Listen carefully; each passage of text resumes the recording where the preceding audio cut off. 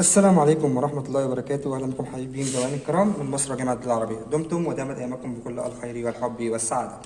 بعد بسم الله والصلاة والسلام على رسول الله صلى الله عليه وعلى من والاه. معكم أخوكم أحمد الكومي، الأمل لتعليم صناعة المنظفات. احنا هنعمل النهارده حبايبي 125 كيلو صابون بريل بجودة محترمة جدا، جودة عالية جدا، حاجة روعة، حاجة ممتازة بإذن الله. أول حاجة هنملى تلتين الكمية مية. بعد ما ملينا تلتين الكمية مية حبايبي هننزل بأول حاجة معانا، وهي هننزل بالظبط 300 جرام من التايلوز مع التقليب السريع. هنقلب سريع جدا وننزل بالتايلوز.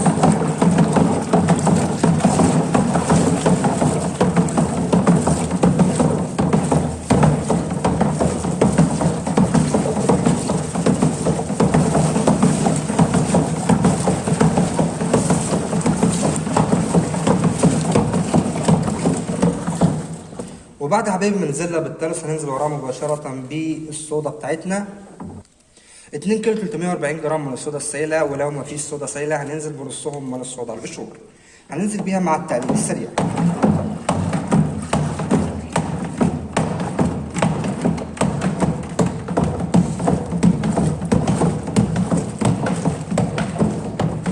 ومهم جدا ان احنا نشطف الجردل وناخد كل الصودا بنسبة 100%. وننزل بالصودا اللي شطفنا مكانها الجردل ونقلب كويس جدا.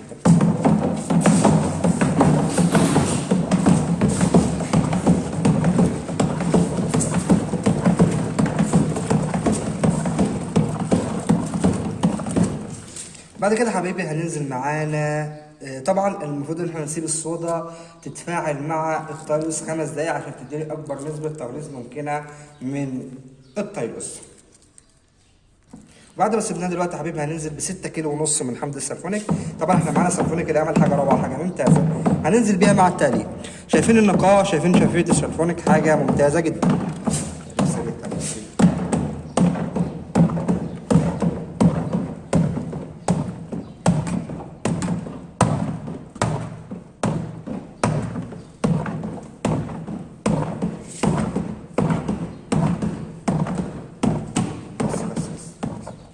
مهم حبيبي ان احنا نشطف الجزر كويس جدا مطرح السلفونيك، ناخد كميه السلفونيك بنسبه 100%، ناخدها كلها ونرجع لكم تاني.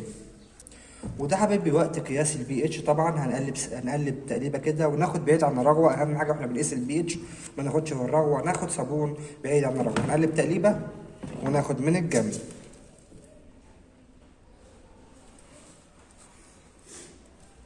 كده حبايبي رقم 7. تعالوا نقارنه بالدفتر. زي ما انتم شايفين حبايبي رقم 7 بالظبط اهوت. كده المنتج بتاعنا آمن على البشرة. لو عايزين فيديو يشرح لكم طريقة قياس البيتش بكل تفاصيله، هتلاقي عنوان هنا في الحتة ديت، هتضغط عليها يوصلك لفيديو يعرفك طريقة قياس البيتش بكل تفاصيله. دلوقتي حبايبي هنضيف معانا 2 كيلو من التكسبون، هننزل بيهم طبعا مع التقليب. انا مدوبهم قبل التصنيع بيوم، وهتلاقي طريقة دبابة التكسبون بكل سهولة على القناة. هنضيفهم مع التقليب.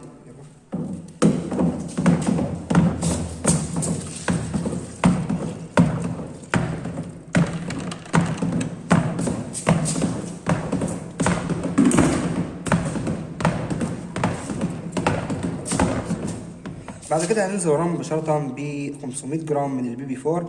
البي بي 4 من الزيوت الممتازة جدا اللي هتزود لي من رغوة المنتج.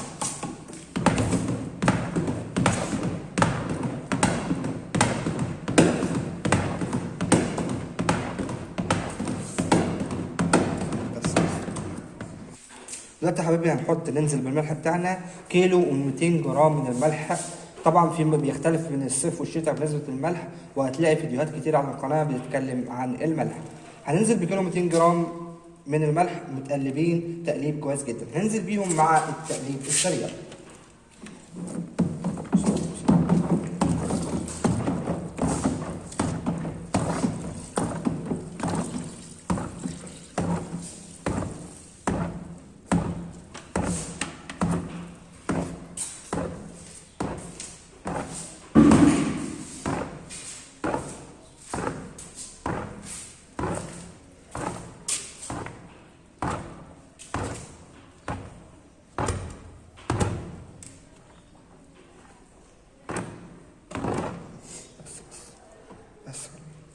بعد حبايبي ما نزلنا بالملح هنكمل ميتنا للاخر ونرجع لكم تاني.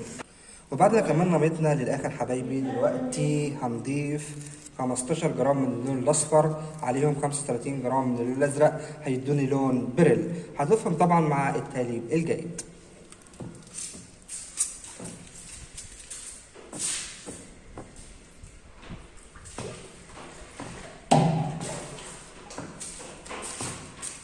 نشرب طبعا مطرح الجردل اللي فيه اللون وناخد الكمية كلها.